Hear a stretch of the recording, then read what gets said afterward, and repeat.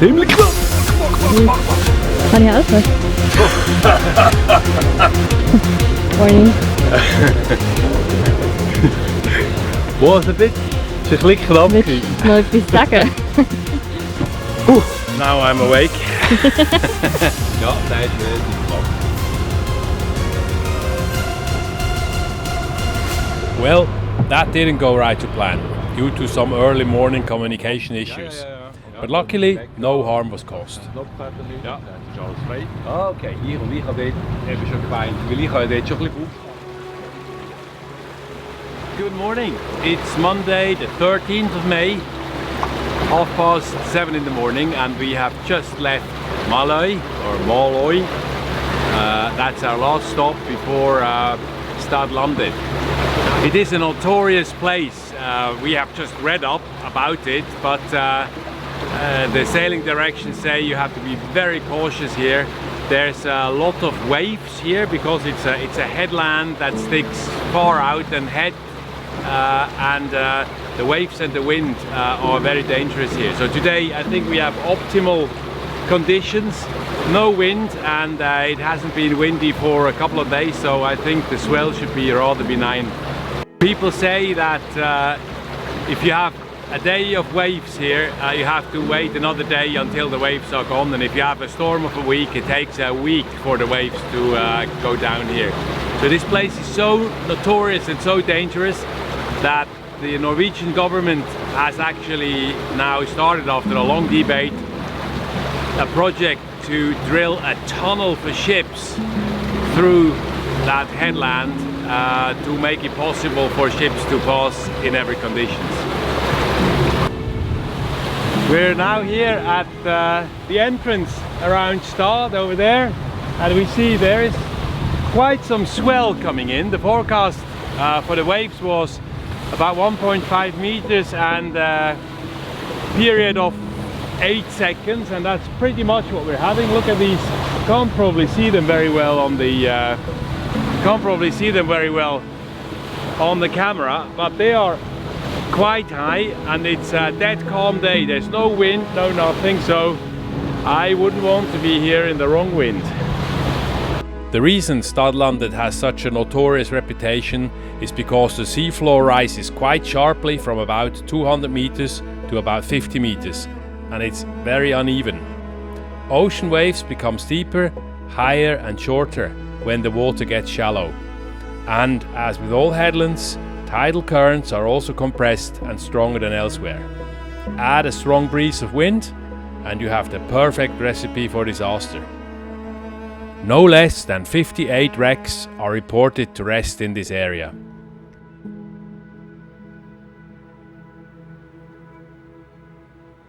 To escape boredom, and because it's a calm and sunny day, we take out the sextant for some training. It has been a long time since I took my celestial navigation course, and it would be stretching the truth to say I still fully master the sight reduction process that is used to obtain a position at sea from the sun. To take the instrument out and make a competent impression is good enough for today. Der müsste jetzt hier gerade sein, wenn du auf den Horizont gehst, oder? Wenn du jetzt durchschaust, siehst du genau, in der Mitte treffen sich die zwei und dann ist ein bisschen still, oder?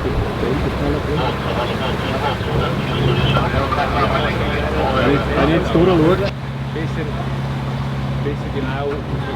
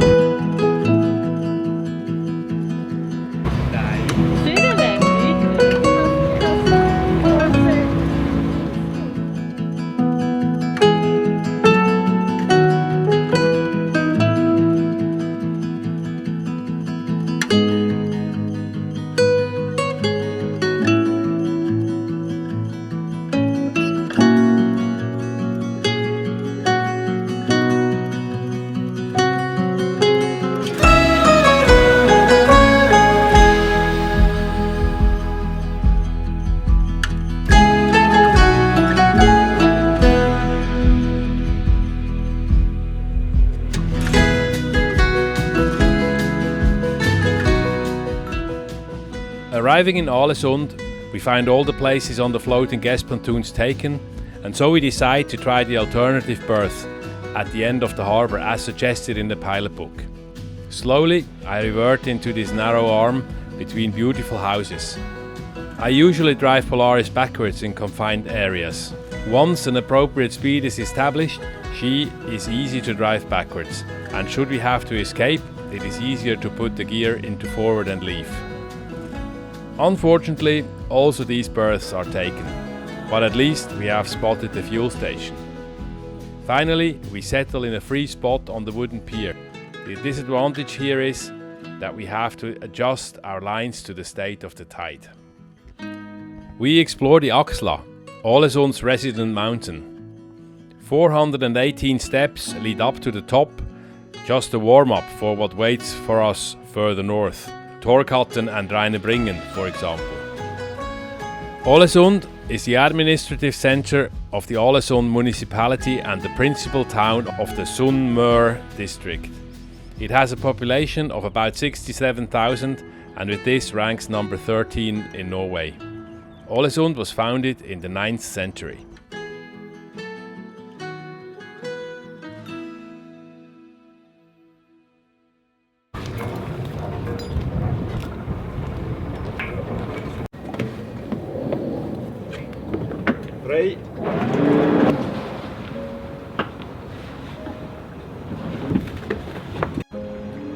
Today our journey north continues to the town of Kristiansund. It's a beautiful day and we hope that we can pull out the sails and stop the noisy engine, for a moment at least.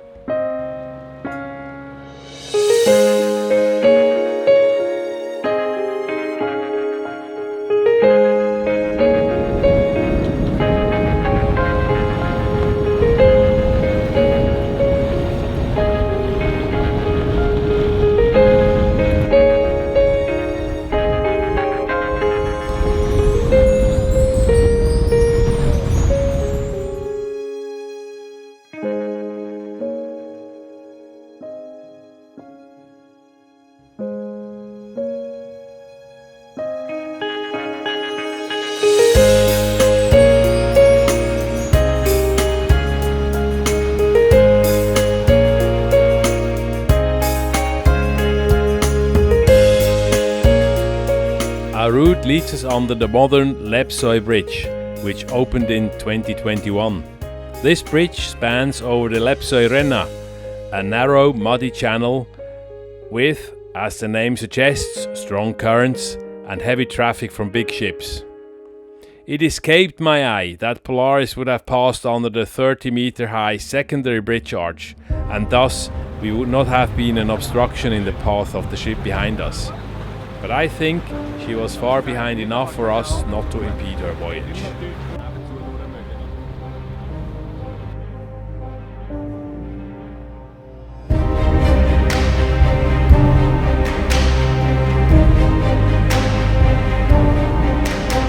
And now the wind is back, and we enjoy some great sailing with full sails up. And shortly after, it's gone again. So, time for some snacks. Torfisk snacks. Snack? These are dried fish snacks. Probably something like, how are they called? Biltong, but made in fish. So, I'll try.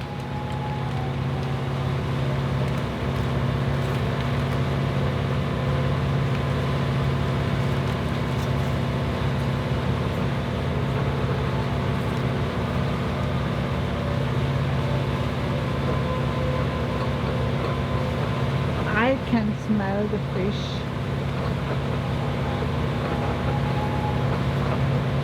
Okay. It's okay. Dry fish. I never had dry fish before. Neutral in taste. They are good. And yet again, we discover that Viking food is an acquired taste. Ma, ich finde, es schmeckt nicht so, schmeckt bis dahin.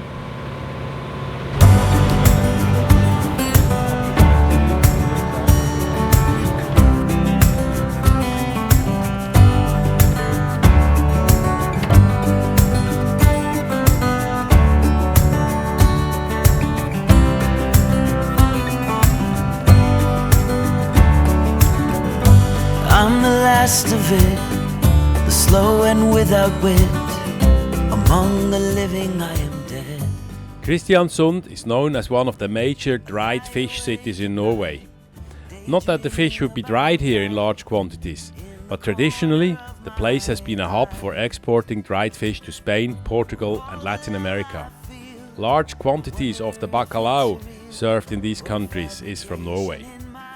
Today, oil and gas have taken over, as Kristiansund is used by large oil and gas companies as a base to service their production infrastructure at Haltenbanken, one of the northernmost underwater oil fields in the world. Okay.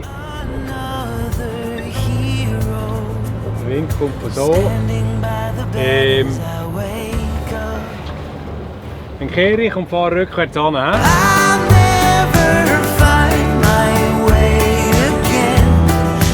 Lost and I am sorry. When you go out and see your friends, tell them not to worry. When you go out and meet our friends, tell them not to worry for me. Andere oder Wand? Für uns ist gut.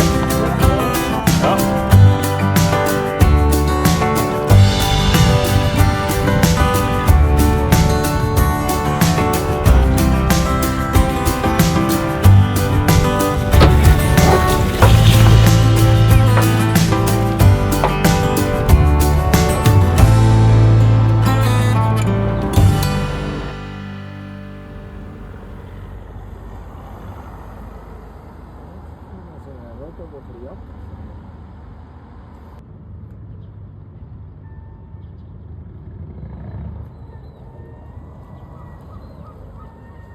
Ja, sonst morgen haben wir gekittet mit unseren Freunden. Was sind das für Fische? Die Riesenschnurren.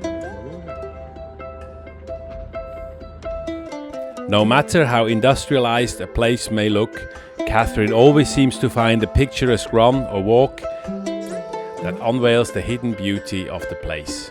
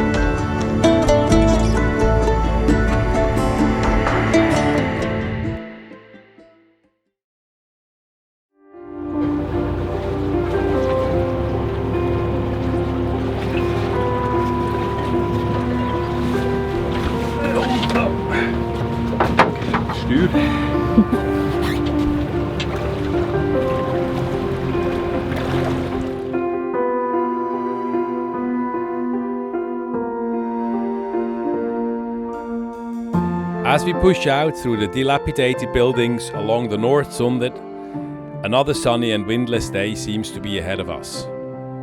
We continue our northward journey along the coast of the district of Måløy and Romsdal and up Hellandsjøen towards our chosen destination for the day, which is Hellandsjøen.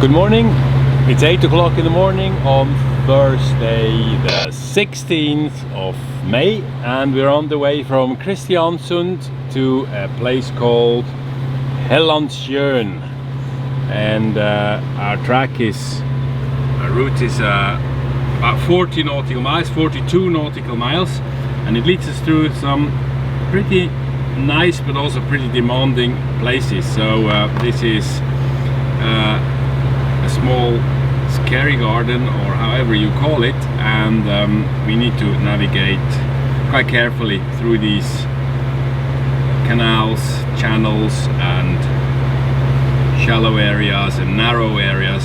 So that's why I have my two tools here to compare, but we're doing well and it's very picturesque.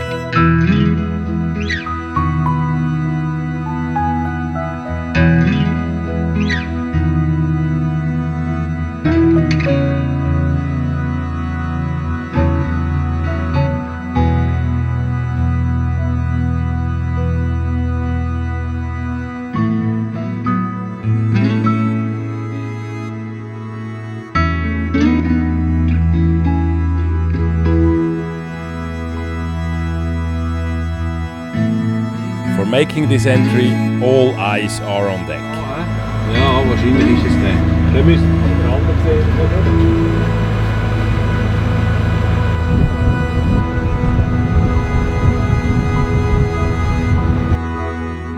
Finding the navigation marks between the rocks is not always easy in Norway, particularly if they consist in a mere black metal perch sticking out of the water.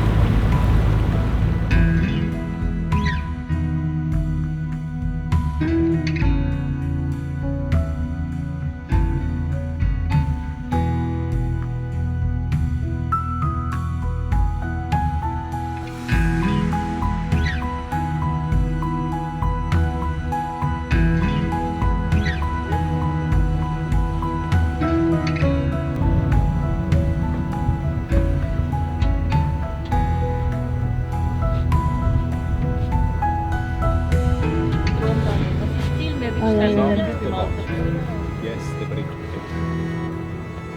Yes to the plan. Die wollen sich da nicht beeindrucken. Ich glaube, ich kann hindern. Weil das vielleicht da noch das Schiff ein Platz hat da im Ding immer noch. Also etwas so da. Ja. Ja.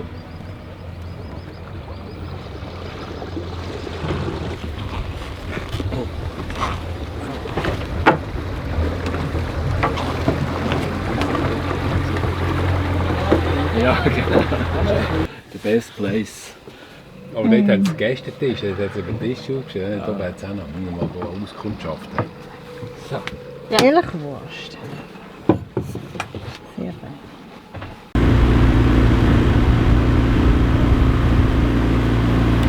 There we go. There. After a long passage in the hot sun, we hope to have a barbecue somewhere out and about. We had dreamt for a long time about a barbecue on a deserted rock or on an island, and today the weather and the location seem to be perfect. Already as we entered this magical place, we discover several rocky islands that make good candidates as barbecue sites. As Nina, Marcus and I set up camp on the rock and light the barbecue, Kathrin finishes some cooking on board.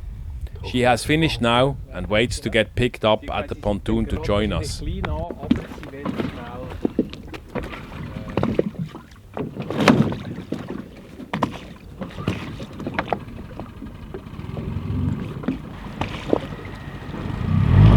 few moments later.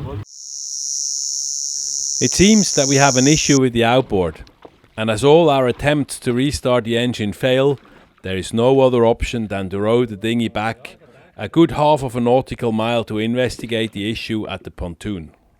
1 hour later. It turns out that we had run out of petrol, so after a quick refuel at the mothership, the problem is solved. A rookie mistake, and I paid a high price for it. Inspired by a recent meal in a restaurant in Ålesund, Kathrin brings our barbecue to the next level with a marinade and garlic butter made from fir needle tips.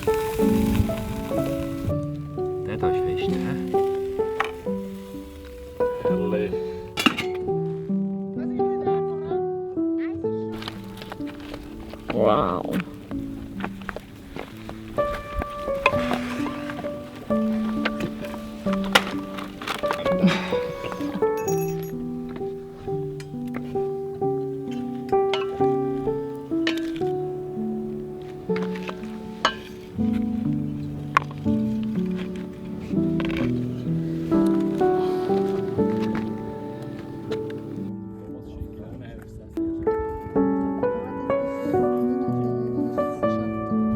Und was heißt Giraffenhals auf Englisch? And what cannot miss to finish off a great barbecue is a good old giraffe neck, grilled banana with chocolate. Well, some of the crew don't share the affection to this dessert and rather prefer to call it a warm dog turd.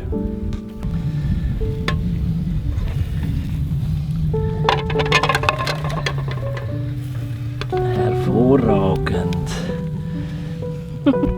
After a last check for any rubbish left in this lovely spot, we pack our stuff and head back to the mothership in the sunset, which will be one of the last ones, as mile by mile we get closer to the Arctic Circle and to the midnight sun. Join us next time when we reach the city of Trondheim and have to say farewell to our friends Nina and Marcus before we explore the region's nature and its secrets of history.